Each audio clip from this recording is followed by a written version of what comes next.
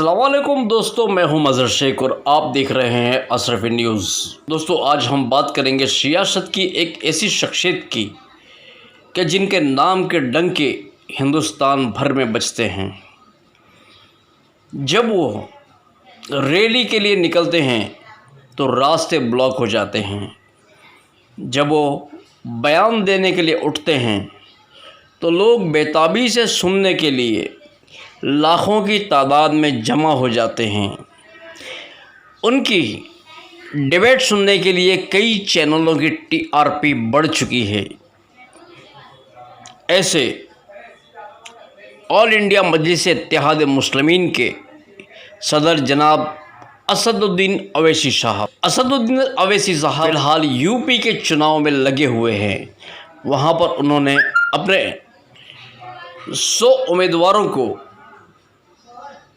मैदान में उतारा है।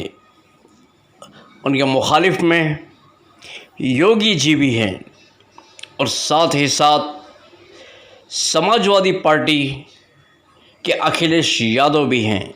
लेकिन जैसे ही असदुद्दीन अवैसी ने यूपी में कदम रखा, यूपी का माहौल जो है वो तब्दील हो चुका।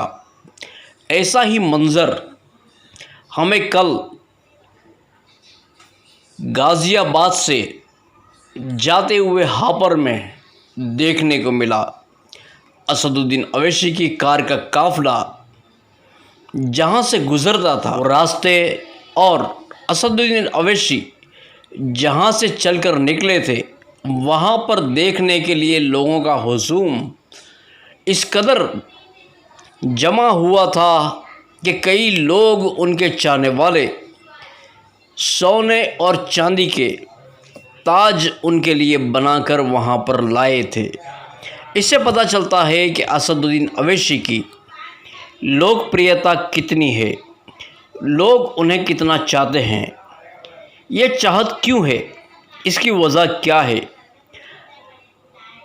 हिंदुस्तान की संसद में जब भी कोई सवाल उठता है या कायदा बनने के लिए कोई बात आती है तो सबसे पहले आवाज़ उठती है संविधान की जानिब से असदुद्दीन अवैसी की। चाहे फिर वो बात हो सीएए कानून की, ट्रिपल तलाक की या 370 की, हर बार ज़बान खुलती है तो असदुद्दीन अवैसी की। असदुद्दीन अवैसी एक ऐसा चेहरा है जो हिंदुस्तान की राजनीति में छा गए हैं।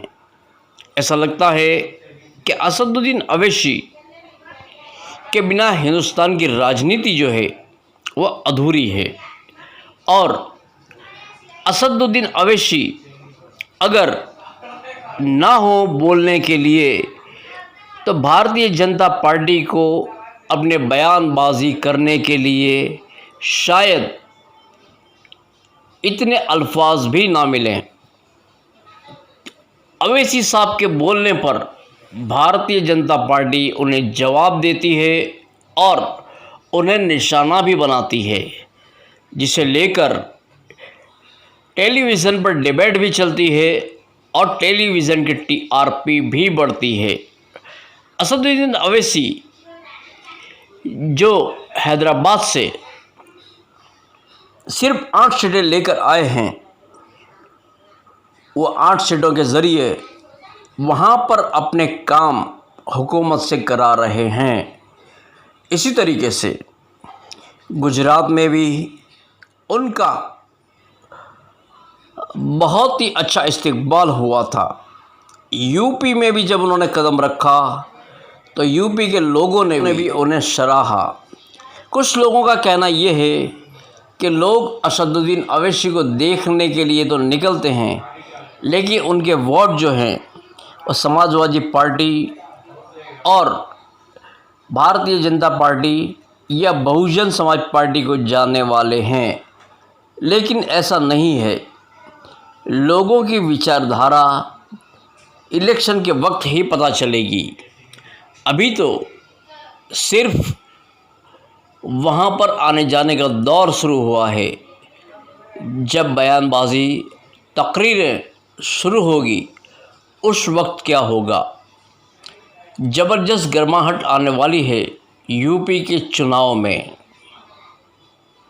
तो दोस्तों देखते रहिए अशरफी न्यूज़ मज़हर शेख के साथ। और अगर आपको हमारा ये प्रोग्राम पसंद आता है तो हमारी चैनल को सब्सक्राइब, लाइक और शेयर करना ना भूलें। ठीक है दोस्तों, फिर मिलेंगे किसी और प्रोग्राम में। अल्लाह हाफ़िज़।